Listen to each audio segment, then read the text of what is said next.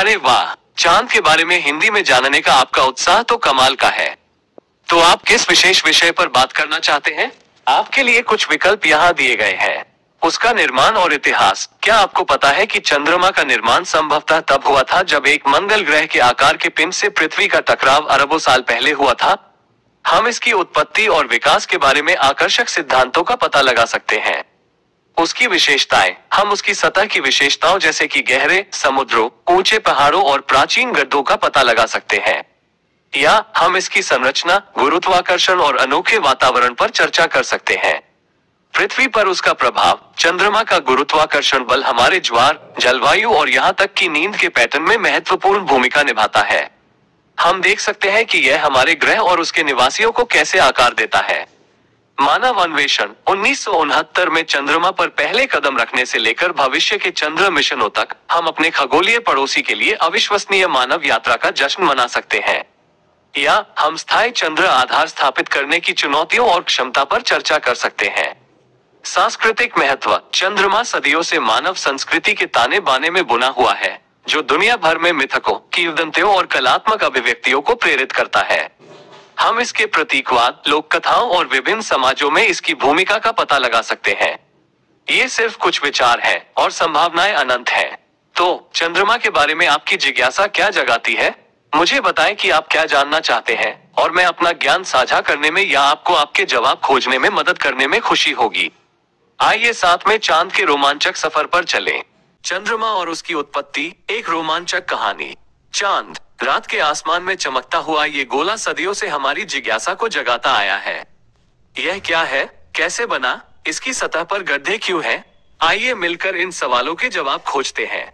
चंद्रमा का क्या है? चांद पृथ्वी का एक प्राकृतिक उपग्रह है। इसका अर्थ है कि ये उसके चारों ओर घूमता है। इसका व्यास लगभग 3474 किलोमीटर है, जो पृथ्वी के व्यास का लगभग 1/4 है। इसकी सतह पृथ्वी से काफी अलग है, बंजर और पहाड़ी, ज्वालामुखियों के निशानों और उल्का टकराने से बने अनेकों गड्ढों से सुसज्जित। चंद्रमा का निर्माण कैसे हुआ? इसके पीछे सबसे प्रचलित सिद्धांत विशाल टक्कर सिद्धांत है। इसका मानना है कि लगभग 4.5 अरब साल पहले पृथ्वी के आकार का एक ग्रह, जिसे थिया कहा जाता है, उससे टकराया था। इस टक्कर से दोनों ग्रहों का कुछ मलबा अंतरिक्ष में बिखर गया और अंततः गुरुत्वाकर्षण के द्वारा इकट्ठा होकर चंद्रमा का निर्माण हुआ। लेकिन कुछ वैज्ञानिक इस थ्योरी से सहमत नहीं है। वे अन्य विकल्पों की संभावना पर भी विचार करते हैं, जैसे कि पृथ्वी से अलग हुए मलबे से चंद्रमा का निर्माण या पृथ्वी और चंद्रमा का साथ साथ हुआ विकास।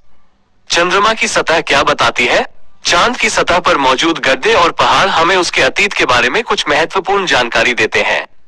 गड्ढे उल्काओं के टकराने से बने हैं, जो बताते हैं कि अरबों साल पहले अंतरिक्ष में उल्काओं की मात्रा बहुत अधिक थी। वहीं पहाड़ ज्वालामुखी गतिविधि का परिणाम हो सकते हैं, जो ये दर्शाता है कि चंद्रमा कभी अंदर से सक्रिय था। चंद्रमा का महत्व। चांद न सिर्फ खूबसूरत है, बल्कि पृथ्वी के लिए भी बहुत महत्वपूर्ण है। इसका गुरुत्वाकर्षण ज्वार भाटे को नियंत्रित करता है, जो महासागरों के लिए महत्वपूर्ण है। ये पृथ्वी की धुरी को स्थिर भी रखता है, जिससे मौसम में बदलाव संतुलित रहते हैं। अंतरिक्ष अन्वेषण और चंद्रमा। चांद हमारे लिए अंतरिक्ष अन्वेषण का पहला बड़ा कदम था। 1969 में नील आर्मस्ट्रॉन्ग ने चंद्रमा की सतह पर पहला कदम रखा, जो मानव जाति के लिए एक ऐतिहासिक क्षण था। भविष्य में चंद्रमा पर स्थायी बस्तियां बनाने और यहाँ तक कि नए संसाधनों की खोज करने की भी योजनाएं हैं। तो ये था चंद्रमा और उसकी उत्पत्ति का संक्षिप्त सार। उम्मीद है इसने आपकी जिज्ञासा को और बढ़ाया होगा।